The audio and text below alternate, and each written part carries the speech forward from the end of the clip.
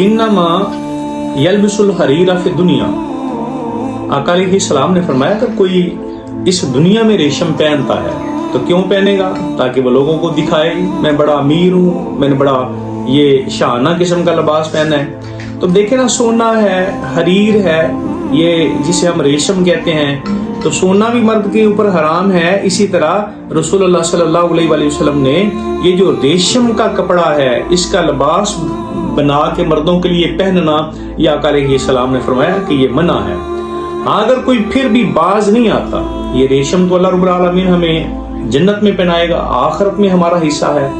तो लजपाल करीम आका अलैहिस्सलाम ने फरमाया मैंने मना कर दिया है कि वो रेशम ना पहने। अगर वो बाज नहीं आता, मल्ला खालका लहू फिल आखिरा, अगर उसने इस दुनिया में पहन लिया रेशम, हजूर के मना करने के बावजूद वो फख्र के तौर पे रेशम को इस्तेमाल करता है, महंगा होता है ना, तो आका अलैहिस्सलाम ने फरमाया फिर आखिरत में इसका रेशम का कोई हिस्सा नहीं है, कि इसे रेशमी लिबास आखिरत में नहीं पहनाया जाएगा।